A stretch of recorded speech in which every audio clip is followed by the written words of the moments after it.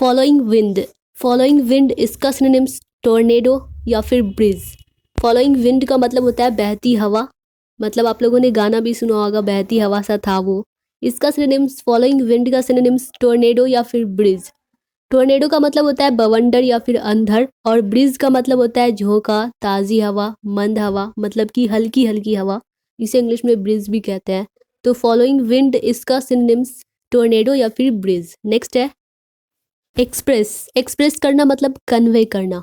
Express का मतलब होता है अभिव्यक्त करना, बयान करना, जताना, बतलाना या बताना। और कन्वे करना मतलब भी होता है बतलाना या फिर बताना। तो एक्सप्रेस इसका सिनोनिम्स कन्वे करना, मतलब अपनी फीलिंग्स को एक्सप्रेस करना, मतलब कन्वे करना भी कहलाता है। तो नेक्स्ट है ब्रेथ। इसका सिनोनिम्स इनहेल या फिर रिस्पायर। ब्रेथ का मतलब होता है सांस, सांस लेना। इनहेल करना मतलब भी सांस या सांस खींचना। और एक्सहेल का मतलब होता है कि सांस छोड़ना, बाहर छोड़ना। और इनहेल मतलब कि सांस अंदर लेना। और ब्रेथ इसका सिनोनिम्स इनहेल या फिर रिस्पायर। रिस्पायर का मतलब भी होता है सांस लेना। तो ब्रेथ इसका सिनोनिम्स इनहेल या फिर रिस्पायर। नेक्स्ट है एक्सेप्ट। इसका सिनोनिम्स बिसाइड्स। एक्सेप्ट का मतलब होता है के अलावा या फिर के सिवा। और बिसाइड्स का मतलब भी होता है के अतिरिक्त या फिर के अलावा। तो अगर ये कहना हो कि आपके सिवा या फिर आपके अलावा, तो मतलब एक्सेप्ट यू, आपके सिवा। बिसाइड्स का मतलब भी होता है के अतिरिक्त या फिर के अलावा। तो एक्सेप्ट इसका सिनोनिम्स बिसाइड्स। नेक्स्ट है बेवरेज।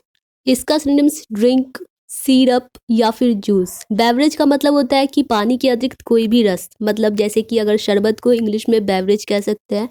ड्रिंक मतलब भी होता है शराब, मदिरा। सिरप का मतलब भी होता है रस या फिर शरबत को भी कह सकते हैं। और जूस का मतलब भी होता है रस। तो बेवरेज इसका सिनोनिम्स ड्रिंक, सिरप या फिर जूस। नेक्स्ट है थ्रेड। इसका सिनोनिम्स यर्न। थ्रेड का मतलब होता है धागा या फिर सूत।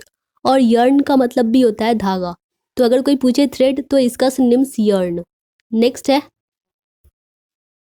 थाउट।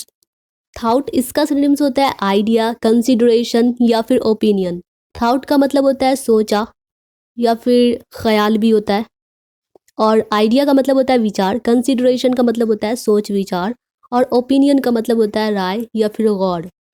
तो थाउट इसका सिनोनिम्स आइडिया, कंसिडरेशन या फिर ओपिनियन।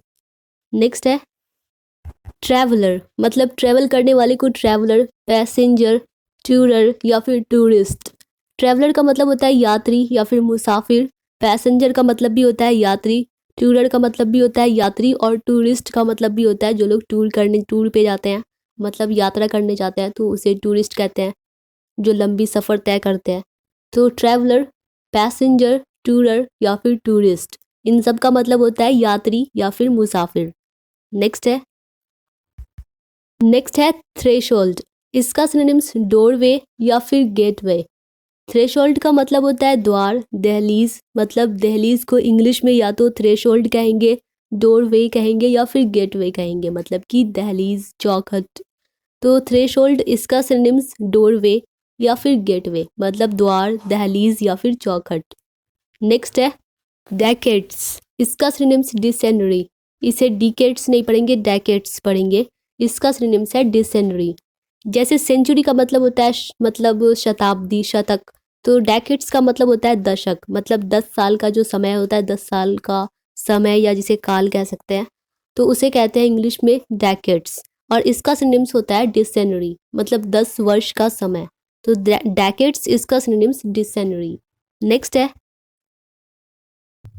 डियर ऑल स्टूडेंट्स, अगर यह वीडियो आप लोगों के लिए थोड़ी सी भी हेल्पफुल रही हो, आप लोगों को पसंद आई हो, तो वीडियो को लाइक कर दीजिए। और इस तरह की रेगुलर वीडियोस पाने के लिए चैनल को सब्सक्राइब भी कर लीजिए। मिलते हैं नेक्स्ट वीडियो में, तब तक के लिए bye bye and take care.